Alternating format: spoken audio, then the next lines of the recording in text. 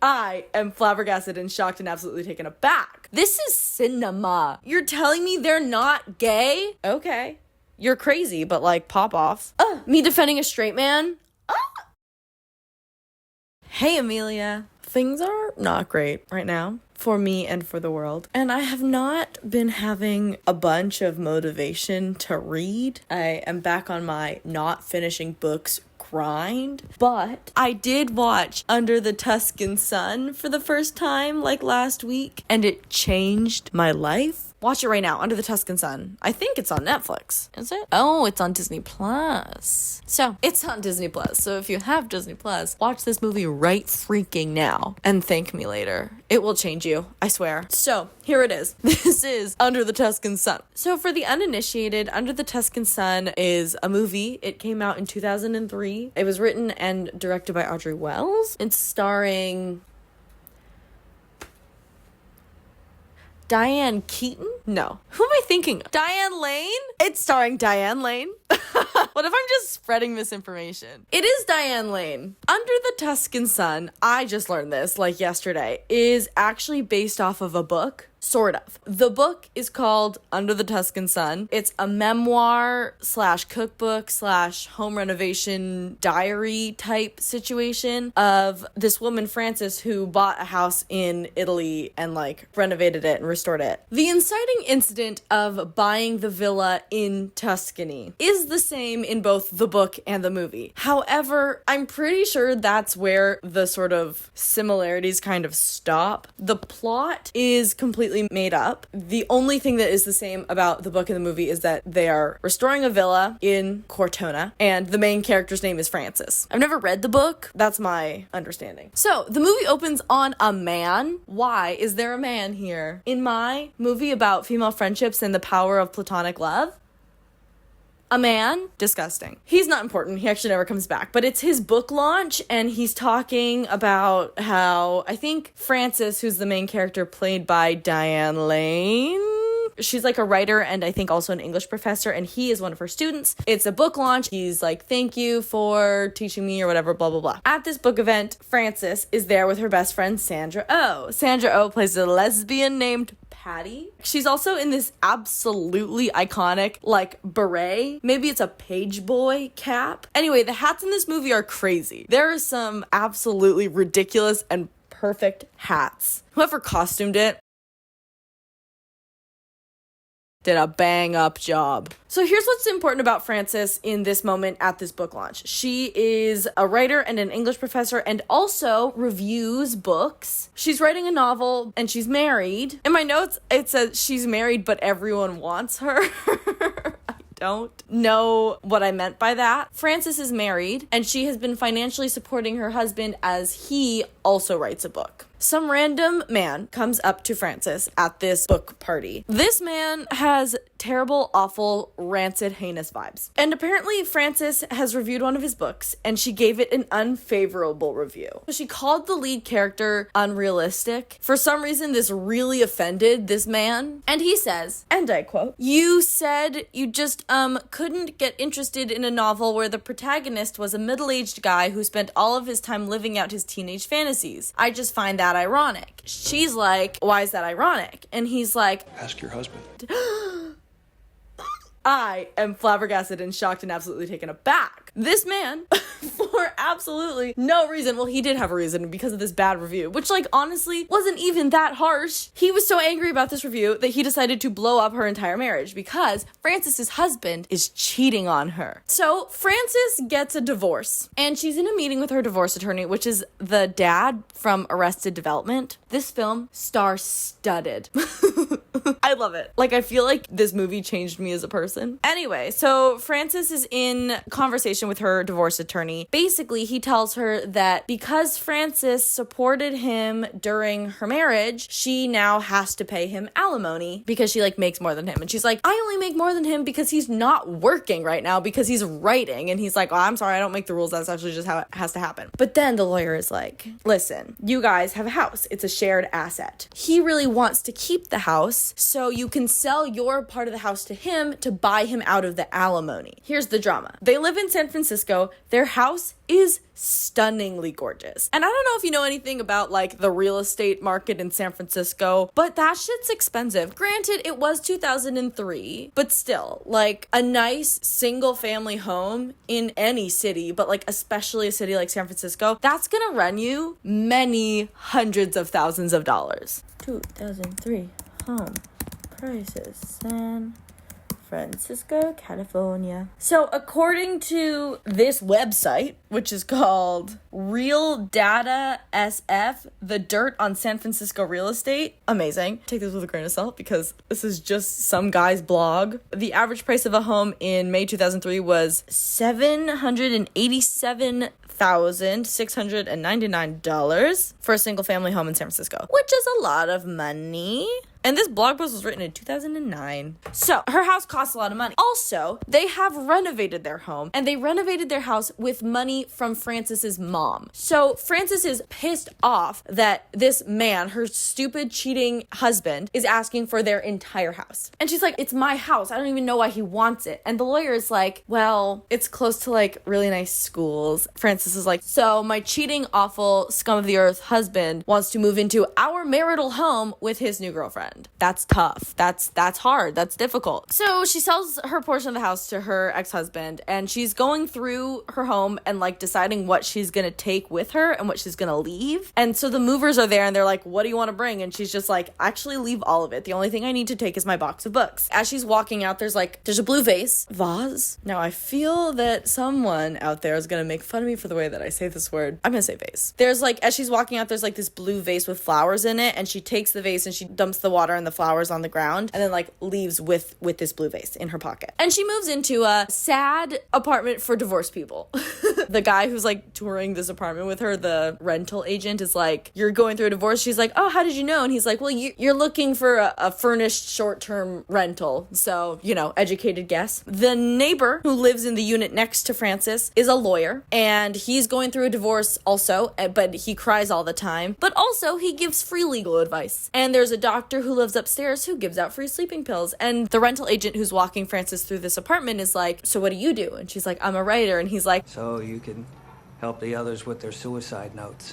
It's funny. You'll just have to take my word for it, okay? So Frances goes out to dinner with her lesbian friend, famously Sandra Oh, and also her lesbian friend's wife, or not wife, sorry, long-term life partners, 2003. Gosh, I forget this actress's name, but she's the redhead doctor from Grey's Anatomy who is married to Derek. What is her name? Kate Walsh. Love her. Love Grey's Anatomy. Frances goes to dinner with Patty and Patty's long-term life partner. They give her a cake that's like freedom. It's like a divorce cake. And Sandra Oh, character Patty, is like, also girl, I'm pregnant. Frances is super excited. They're best friends, so she's like, I'm gonna be an aunt. I'm going to be an auntie. If you know anything about lesbians, you don't just get pregnant as a lesbian. Like, you really have to like plan it out and like do it on purpose. No accidental lesbian babies, okay? They're on purpose lesbian babies. And so Patty and her long-term life partner have been trying IVF for like 5 rounds of IVF or something. Like, they've been really trying to have this baby. So they finally get pregnant. Patty's pregnant. Here's the drama though, is that Patty and her long-term life partner, who has a name but I don't know it, they were supposed to take a romantic tour of Tuscany. They're like, Frances, you should take our ticket. Like, you need to get away. We don't want to be flying while Patty's in her first trimester. So they give their ticket to Frances. Frances is like, I don't want to go on this cruise. Cut to Camp Divorce with all the divorced losers. Camp Divorce with all those losers. And some other guys renting the apartment, and the booking agent is talking to him, but Frances overhears, and he's like, yeah, some people stay for years. And Frances is like, I can't be one of the people who stays here forever. Like, I can't. I need to move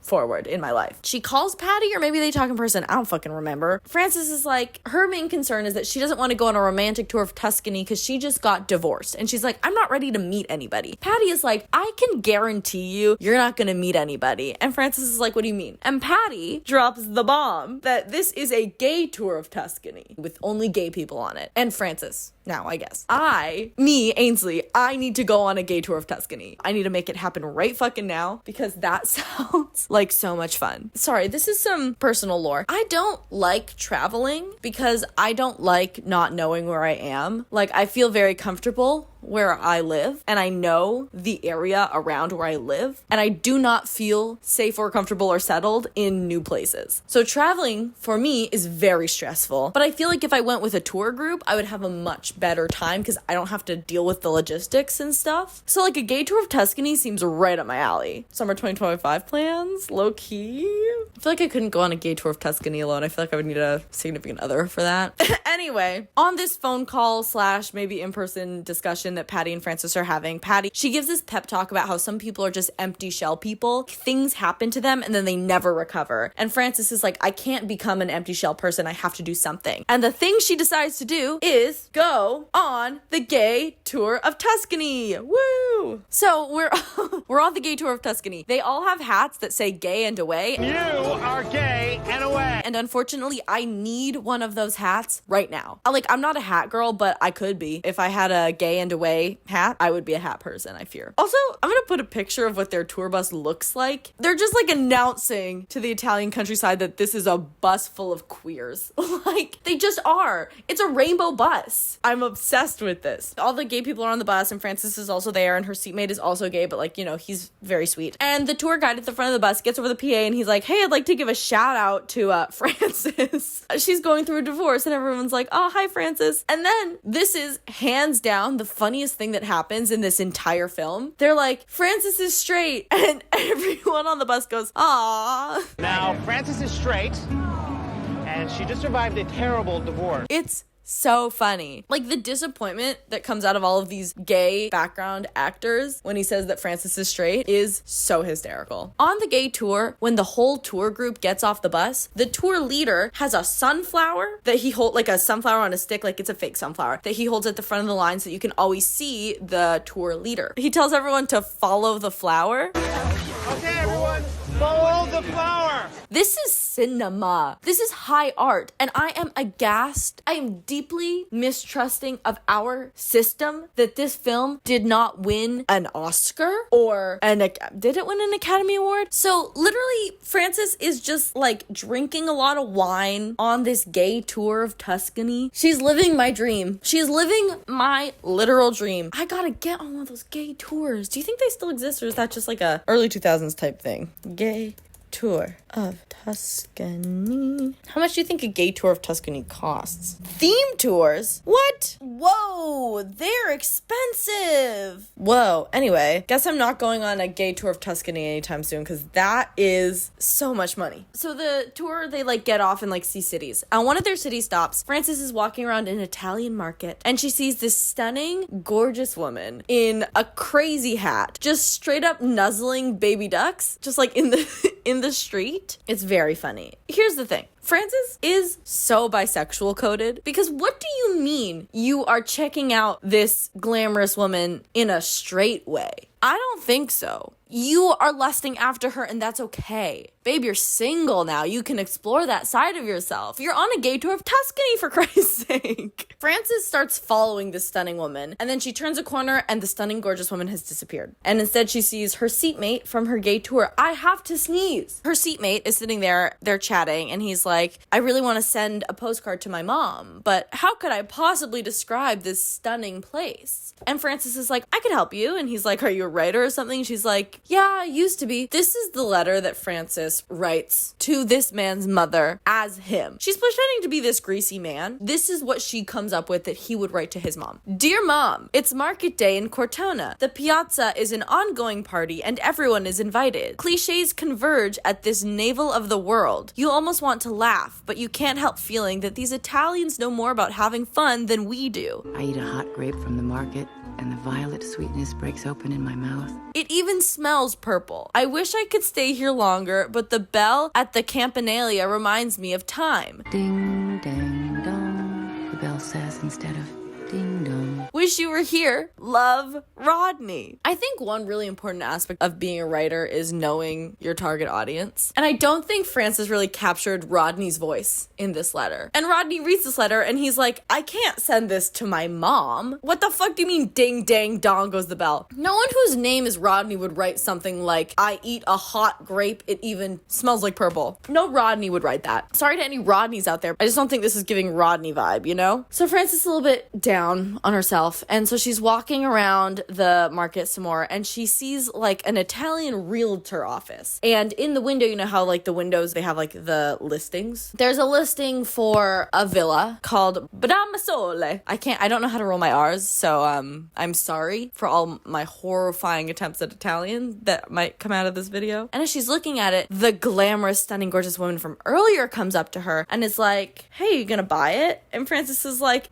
no, girl, nothing in my life is going right now, so it would be a terrible idea for me to buy this villa. And the mystery woman is like, And she does love this. they are flirting. You're telling me they're not gay for each other? I don't buy it. And then this mystery woman just leaves. So Frances gets back on the gay tour bus. They keep going. The gay tour bus gets stopped in the street by a flock of sheep. It just so happens that they have been stopped right outside of Bramassole, the frickin' villa that Frances was looking at in town. The sheep move out of the way and the bus keeps going, and Frances is like, stop the bus! And she gets off with all of her shit. Now, I don't know a lot about gay tours of Tuscany. I've famously never been on one. Do they wait for you? I don't think they're gonna wait for you. I think now you're stranded in the Italian countryside with no way to get back to where you're going. And it's 2003. It's not like you can call an Uber or... So Frances walks inside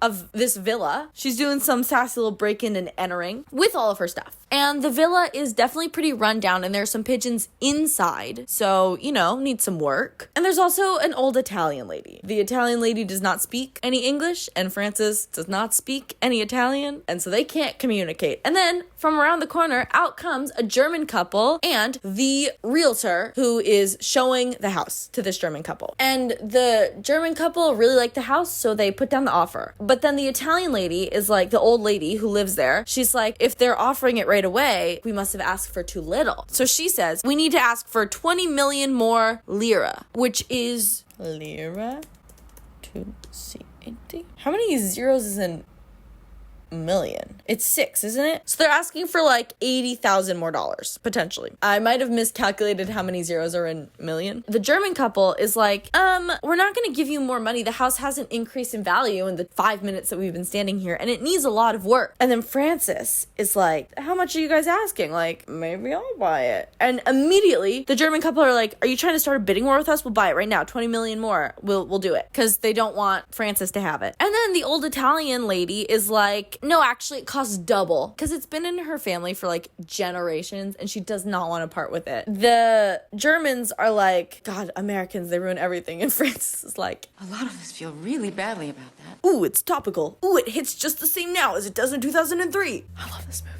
So the German couple leave, and then Frances whips out her calculator with the realtor and casually, I guess, is just carrying around a calculator. I don't understand you, Frances. I don't get you. I don't get your vibe. But she's like, I just sold my house in San Francisco. This is how much I sold it for. I would probably have to do renovations on this, so like take this much off. And then she's like, this is how much I could pay for this house. Mind you, this conversation is happening through a translator. The translator is the realtor. His name is Signor Martini. So Signor Martini brings this number to the Italian woman, and she's like, no, I need a sign from God that you're the right person to send this to. So Signor Martini tells Frances she needs a sign from God that you're the right person to sell this house to. And Frances is like, I get it. I believe in signs too. And she walks out to leave. And as she's walking out, a pigeon shits on her head. And this Italian woman is like, oh my God, it was a sign from God. And she sells Frances this house. So Frances buys this Italian villa. I dream of home ownership. I want to buy a house so bad. I'm like one really, really bad day away from like something inside of me snapping and me doing exactly what Frances is doing right now. Buying a really cheap Italian villa and fixing it up for myself. I could do it. I'm not handy. I don't know how to do anything. Like, I have no practical life skills to like DIY my own Italian villa, but I think I could figure it out. She is living my dream. I want to buy a house and restore it. My mom lives in Vermont, and let me tell you, there are some really stunning old houses that need a lot of work in in the middle of absolute buttfuck nowhere in Vermont. And I look at them every day. In this house, there is a faucet coming out of the wall in the entryway. And this faucet is like a metaphor. It's basically like a metaphor for Frances's happiness. And the faucet does not work right now. The faucet is bone dry. Nothing's coming out of that faucet. So Frances is like in this house and she's bought it. She went to the realtor office. She got all the papers signed. This is now her house. And she's like looking around at the holes in the ceiling and the windows that don't close. And she's like, what the fuck have I just done? I just bought an Italian villa. I don't even speak Italian. Frances calls Patty and she's like, hey girl, I just bought an Italian villa. And Patty, understandably, has some doubts. And she's like, you don't know how to do anything. How are you going to fix up this Italian villa? And Frances is like, I'll hire contractors to help me. Then it starts to storm. So Frances hangs up the phone and she runs back to her house. And this is a very big storm. The power goes out and it's thundering. There's lightning. Frances doesn't close any of the windows. I think she tries to, and then she, like, out of her window as she's trying to close it, she catches a glimpse of a washing machine getting struck by lightning and then, like, picked up into the air, like magic, basically. And she gets spooked, so she hides under her covers in her bed with all the windows open in this very structurally unsound home. Not a good time. The next morning, the storm has passed, and Signor Martini comes by to check on her, but actually he's just come there to help her meet. Why is cold air blowing out of my heater? Hello? It's so drafty in here. So he was actually coming to help her meet the contractors, because again, Queen does not speak any Italian. Signor Martini does. So he is acting as like a translator helping her with this house. We get a montage of all the contractors she's meeting. The first guy is like very stereotypical sexy Italian man, which is a vibe that Frances is absolutely not into. He's like coming on to her. She is not enjoying it. The next guy is giving like an Italian no-no, like just like so old, and he's funny. The next guy looks like a really scared, like electrocuted rat. And then he runs into a wall. And they're like, we probably shouldn't hire this guy to work on my home. And the last guy, his name is Nino. Nino is the guy that she decides to go with because he had already worked on this house many, many years ago. And he's like, I already have a team of experts. And his team of experts is a ragtag bunch of Polish lads. And they're very iconic. So there is Pavel. I don't know. I'm trying, okay? Pavel, who is young. He's like a teenager. He's got a crazy haircut. He looks like a peasant boy from the medieval times with that haircut that he's got going on. Then there's Yurtzi.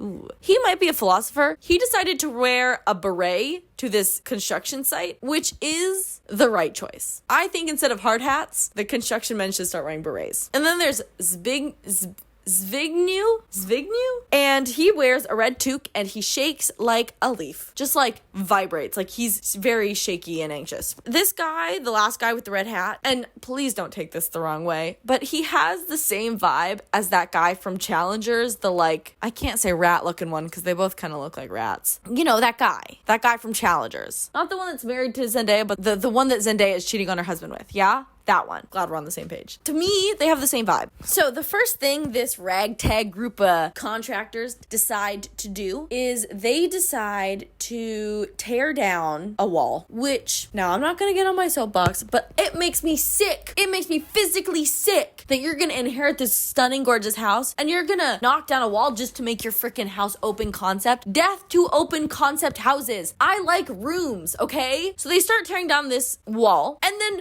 the whole entire thing falls down in like a crash of smoke and dust. So Frances is starting to make some friends. Right across the street from this villa, there's a bust of the Virgin Mary. There is this old man who leaves flowers at this bust of the Virgin Mary every day, every morning. Frances always tries to wave at him and he does not want to be friends with her. He does not acknowledge her. He does not wave back. They are not friends. But Frances's neighbor, Placido, and his whole family are teaching Frances about how to pick olives. And now Placido has a daughter. His daughter's name is Chiara. Chiara and Pavel kind of have little crushes on each other. Like, they kind of like each other. Placido invites Frances over for family dinner. Now, this family dinner is absolutely chaotic and also quite possibly the most iconic thing I've ever seen. So there's this guy who is really flirting with Frances. It really seems like they're trying to fuck. He asks her, now I'm gonna whip out Google Translate for this one because I don't speak Italian. He says in Italian, like, let me Google Translate this sentence. Are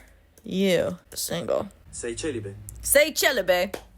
I'm bilingual, girl. Oh my god. I am fluent in Italian. Sei celibe. Sei celibe.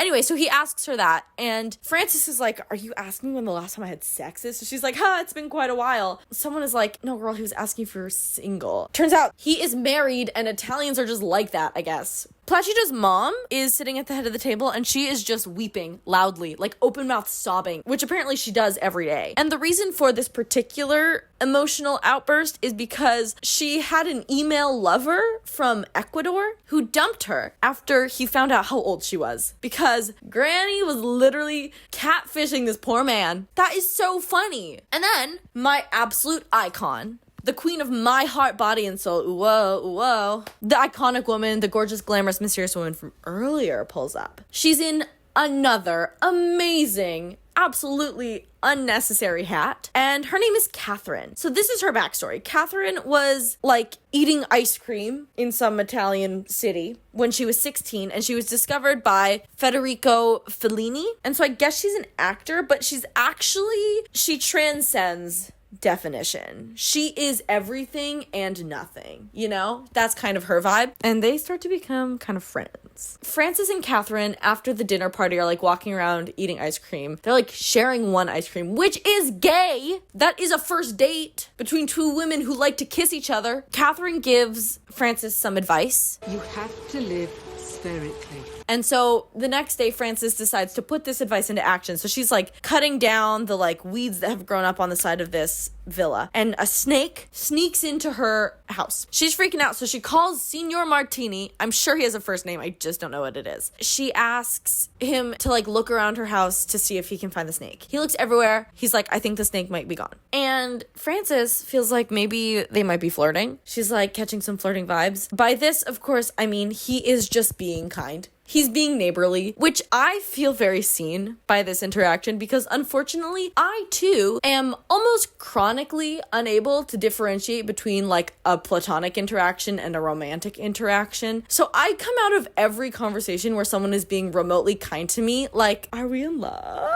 Oh my god, are we gonna get married? Every single person. So Frances keeps chatting with Signor Martini, and she's talking about how this house is so big and it's got all these bedrooms and like no one to be in them. And she's like, I want a wedding in this house. Like I want kids in this house. I want a life in this house. And Mr. Martini gives her a little pep talk. And he's like, you know, they built a train that goes through the Alps. They built the train tracks for it before there was an actual train that could make the journey. You have to sort of make the tracks for the life that you want, and then it will eventually happen. And after this pep talk, they make a lot of really intense eye contact. And then he goes, Signora, please stop being so sad.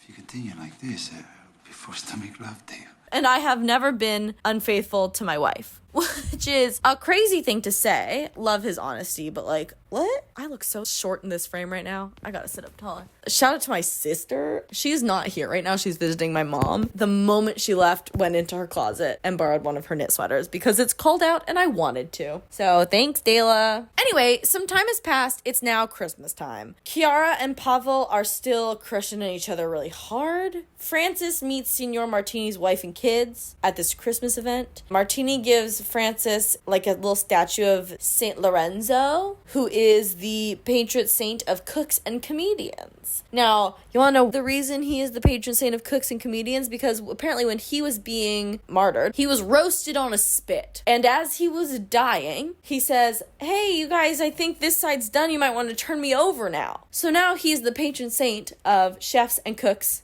and comedians. Signor Martini gives this gift to Frances, and he says, if you pray to him every night, maybe you'll have some people to cook for, which is a very sweet gift. And in this, Frances realizes that she already has people in her life that she can cook for. She's got a community around her. So she starts hosting dinner parties for her neighbors and for her handymen / friends. There is another montage. There's a montage of Frances like spending time with her friends and making dinner parties. During this montage, Frances also goes to the movies with Pavel, which I think he is a teenager. So like have fun hanging out socially with literal teenagers. That's cool. You're a divorcee, so whatever. But Community is beautiful, so I'm actually not going to dunk on that too much. So they go to see George of the Jungle, which, fun fact, was directed by Audrey Wells, who is the same person who directed and wrote Under the Tuscan Sun. And in the movie theater, Frances convinces Pavel to go sit next to Chiara, and Frances is being just a bit introspective, so she goes to Catherine's house, and she gets there, and she shouts up to her window, and Catherine is like, hey, come on up, I'm just getting my portrait painted. She is so iconic. So she's in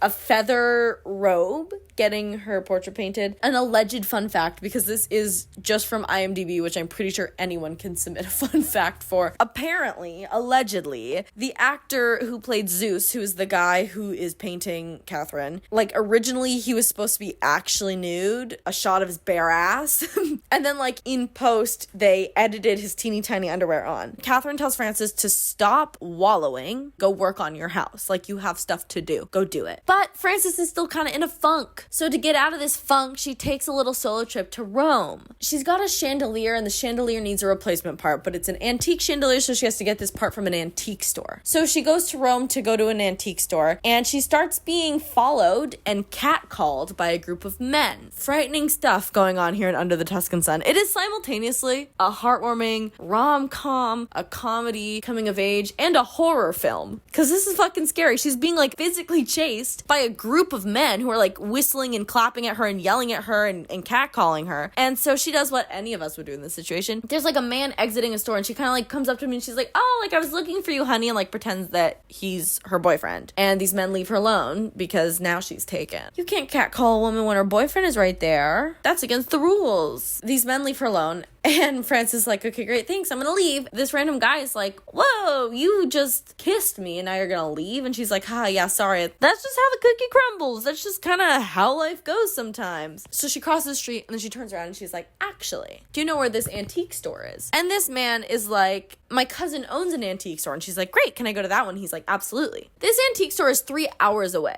2 hours if he drives fast, 1 hour if he drives really, really fast. So Frances, who is ever the adventurous woman, she was like, yeah, sure, I'll just get into your car and go to your cousin's antique store. I cannot stress enough that she quite literally pulled this man off the street. She doesn't know him. She doesn't know a single goddamn thing about him. And now she's getting in his car for a road trip to a different city that is 3 hours away from Rome, which is already 2 hours away from where she lives.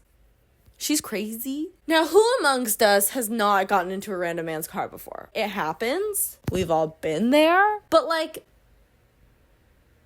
stop, think about it, really, really, really ponder on it, and then make better choices. So they drive to Positano, which is where this guy's from. His name is Marcello. She ended up picking a very kind man off the street, but he could have been a murderer. He could have been the killer. Clunk one time with the kill. Also, stunning. Italy in general, stunning. But this establishing shot, gorgeous. So Frances ends up in Positano having lunch with Marcello's family. Unfortunately, Frances is extremely smitten with this man. And they walk on the beach afterward, and they're about to kiss when Frances finds a literal kitten just loose on the beach, just a random cat under a chair. The cat now belongs to Frances. Then Frances kind of propositions Marcello for sex. They boink, and it's cool, I guess. So the next morning, Marcello is like, you gotta promise to come back. Are you available next weekend? Frances is like, yes, I am. We are going to be in love. After Frances and Marcello boink, Frances is a new woman. She is now living her best Italian life. She's really channeling her inner Catherine now. She's got a new lease on life, a joie de vivre, if you will. So she goes back home, and she's kind of bragging to Catherine, who's randomly having lunch with a bunch of nuns. And who am I to question that? She's bragging to Catherine. She's basically like, yeah, we banged, and I'm gonna see him tomorrow. Sorry, to clarify, Marcello lives in Positano, which is about 5 hours away from where Frances lives. So they're doing long distance, and they've met each other one time. Frances packs up her stuff. She's gonna go on her little road trip back to Positano to hang out with Marcello. Guess who shows up? She's literally about to leave her villa when a hot new bombshell enters the villa. freaking Patty arrives. Obviously, famously, bros before hoes. You gotta hang out with your girls before you go boink a random man. So Frances cancels on Marcello to hang out with Patty, who is, at this time, extremely pregnant. Here's the drama. Patty and her hot doctor, long-term life partner, who is a doctor also in this movie and in Grey's Anatomy. Anyway, hot doctor, Patty's long-term life partner, decided when Patty was almost done cooking that she actually no longer wanted to be a parent and just like left, which is crazy. Again, there's no such thing as an accidental lesbian baby, so I don't know how you didn't sort of figure that out during the first 4 rounds of IVF. And now that your partner is heavily pregnant, you're like, actually, don't feel like this is for me. Okay. You're crazy, but like pop off. So Sandra Oh, Patty, ran off to Italy to have this baby and hang out with her best friend. So Frances phones Marcello and she's like, I'm really sorry, but like my best friend surprised me. I had to stay with her. Are you available next weekend? And Marcello's like, I'm sorry, I'm not available next weekend, but how about the weekend after? So they make plans to hang out the weekend after next weekend. He's like, don't forget me. And she's like, don't worry about that. I think about you all the time. And he's like, I think about you all the time. And they met each other for one day and now will not be seeing any of each other for 3 weeks. And this is, mind you, 2003. So it's not like they were like texting and FaceTiming and like talking on the phone every day. Frances doesn't even have a phone at her house. So they just kind of like phone each other every so often, but like they don't know each other. Anyway, I'm in general low-key kind of anti-long distance if you don't know the person, because like what are you fighting for? If it works for you, amazing. But like I don't understand it. I have some questions personally. For the right person, I actually think I can make it work. No. Stop it, the way that I did a complete 180 just in my mind. I hate myself. I'm feeling very Italian right now because I'm making pasta. I'm back. Yeah, it's just like, so they can't talk on the phone. They can't FaceTime each other. They can't email each other. Frances doesn't have internet. Frances doesn't even have a phone. She talks on the phone like in town. So it just feels like a lot of effort for some guy. And surely, like in all of Italy, there's another guy that's just as good that it will work out for. But she's in love with him. They're in love. They're making it work. Another montage, another house fixing montage. This time we're working on the garden. At some point, the toilet has boiling water in it, which I hate to say it, but I really think that Gwyneth Paltrow from Goop stole her cooter steaming idea from Under the Tuscan Sun, because there's boiling water coming out of the toilet. Also, the tap, remember the tap from the beginning? Tap starts to have little tiny trickles of water coming out. It's a metaphor for her happiness. Frances is starting to be a little happier, maybe. Frances catches Chiara and Pavel boinking in her bed. Whoa. Ugh. Guys, get it together. Frances has to yell at them, obviously, because don't boink in my bed, please. Here's the thing, is that they're in love. They want to get married. But Chiara's dad, Placido, will not let them be in a relationship with each other because Pavel's not Italian. During this conversation, Pavel's like, I'm gonna ask Placido for Chiara's hand in marriage, which they are literally teenagers, and they also don't speak each other's language. I can't wait to see how this one works out. Pavel's big sort of plan is to prove that he's as good as an Italian man. He is going to enter a flag spinning contest to win Chiara's hand in marriage. Now, this is a crazy plan that truthfully only a really lame teenage boy could have come up with, but I love the tenacity. I'm a little unsure about the execution, but like, I'm sitting and I'm ready. He's been practicing throwing the flag so that he's good at it, good enough to win, which is so funny. He's like, if I'm not with her, I'm gonna die of a broken heart. So dramatic. They're star-crossed lovers. Which also, I mean, like, I was a teenager once. I understand that being a teenager, every feeling you feel is like times 10,000. But sometimes I look at teenagers and I'm like, I just want you to take a deep breath and like think for a bit bigger picture, just for 5 seconds. And then you can go back to like feeling everything super deeply, but like just take a minute and think about it, you know? And then you can go back. So, flag throwing festival competition time. First of all, look at the outfits. They are amazing. In the immortal words of Sandra Oh, aka Patty, these are straight men in tights twirling flags. These are straight men in tights, twirling flags. It's truly fascinating. Here's the thing, is that Pavel is very good at twirling his flag. He is beating the other guy. I guess it's like a one-on-one flag twirling competition where you're like twirling your flag at each other. And Pavel wins. And then to celebrate winning, he throws his flag up in the air and catches it. And then he throws his flag up again, does a backflip. The flag hits him in the head. He falls to the floor. He gets knocked out by his flag. The next day or a couple days later, they're having a mushroom picking party, which again, Francis wearing a crazy hat, like a sun hat, but with no structure. Imagine like a straw hat, but if it was made out of like limp spaghetti noodles. Like that's kind of the vibe that this hat has going. So Francis sees Marcello's car pull into Bramasole. I don't want to talk about it. Yes, I did watch Under the Tuscan Sun one time and then 3 more times. And you would do it too. So she sees Marcello's car pull up. Now here's the thing. Francis is like in the forest. She's looking at her house through binoculars. And Patty is there and she greets him and they chat and then he leaves. Francis is watching this whole thing. She sees his car start to pull out of the driveway. She sprints. She's sprinting after this car. She thinks she's going to catch up to it. And she's running. She can't catch him, obviously.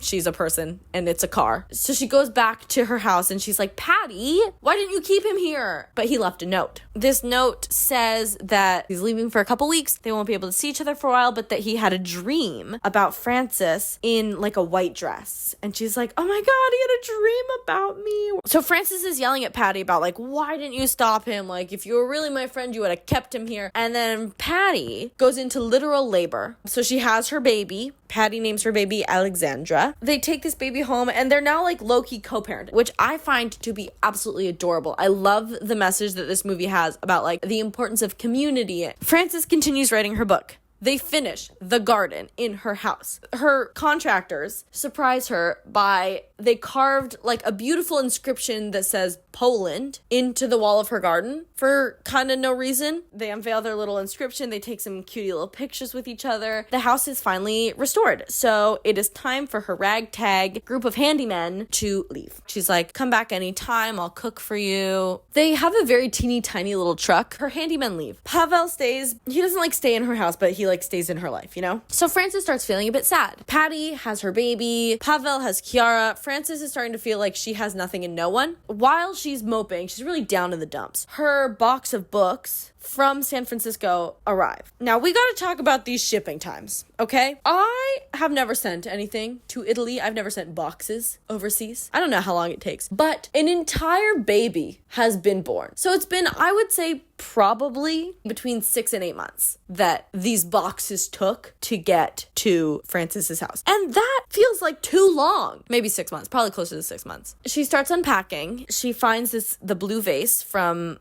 her old house, and she also sees like a cookbook, and inside the cookbook there's a Polaroid of her and her ex-husband, and then the Polaroid starts moving and it's like actually like a little video. Frances decides she's gonna stop moping, and so she buys a white dress and she gets herself to Positano to proclaim her love to Marcello. So she drives up to his house and she like shouts, she's like, Marcello, and he's like, okay, I'll be right down. So he comes down and she sees that he is with another woman. Gasps, scandal, so Frances and Marcello are talking. As much as I hate to side with a man, Marcello is making some really good points. He's like, listen, I really liked you. I thought we had a connection. However, we don't know each other and it's been weeks. Like, sometimes it's just not meant to be. Like, we couldn't make it happen. We couldn't make our schedules work. So I moved on, and I think you should also move on. Like, listen, Frances, I'm sorry that you're hurt, but what did you expect? Let's not lose sight of the plot here. They slept together one time, months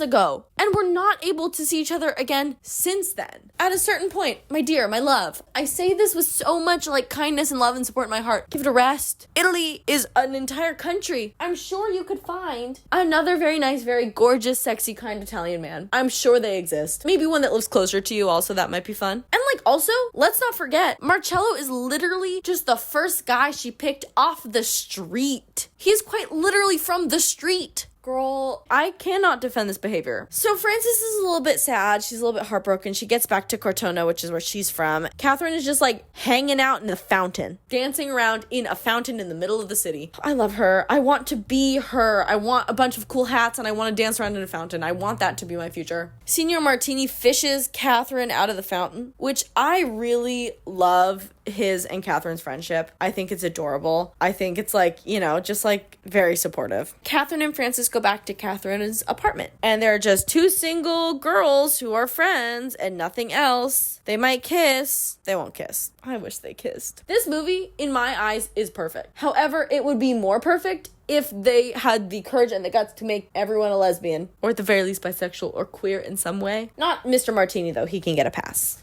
Me defending a straight man? I never thought I'd see the day. So Frances goes back home and she's really upset. She has a big old cry. She smashes that blue vase that she took from her fucking house in San Francisco. Later on, Pavel asks Kiara's family to marry her. And everyone is like, no, you have nothing and no one. You cannot marry our daughter. Sorry. And Frances, out of nowhere, kind of pulls up and she's like, Placido, don't you want your daughter to be happy? Girl, stay out of it. Oh my God, not your family, not your problem. Placido is like, you have nothing to offer her. And he's like, I have everything to offer her. It's very dramatic. And then Nona, the one who's crying at the dinner table constantly, my icon and legend, she's like, I had a great love once. And she kind of comes to the rescue and like defends true love. Placido is still like, you have nothing, you have no family, you have nothing. Frances is like, it's me, I'm his family. And yes, I did cry because I don't even care. I don't even care if a movie is good or bad, if a book is good or bad. Chosen family will always make me tear up because I think God, I'm gonna actually cry. I think there's something so beautiful about choosing the people that you surround yourself with. Frances is like, I'm his family. Ooh, girl. I will cry at you in this moment. I'm being so for real. More movies need to be made that are devaluing romantic love and uplifting other kinds of love. Kiara and Pavel get married. They have their wedding at Frances's property. It's very sweet. And at the reception, Mr. Martini and Frances have this really sweet little moment. He's like, you got your wish. And she's like, what do you mean? And he's like, well, you wished for a wedding here and you wished for kids here and you're having a wedding here and you have a kid here. Like, you got everything you wanted. It's just not what you expected. Be so for real right now. She got everything she wanted. It's just not like how she expected it. She built the track through the Alps before she had the train that could do it. Also, her dress at this wedding is gorgeous. It's like orange and red and like kind of shimmery. And it is the literal same cut of dress as when she went to like proclaim her love to Marcello. But instead of white, it's like colorful and happy.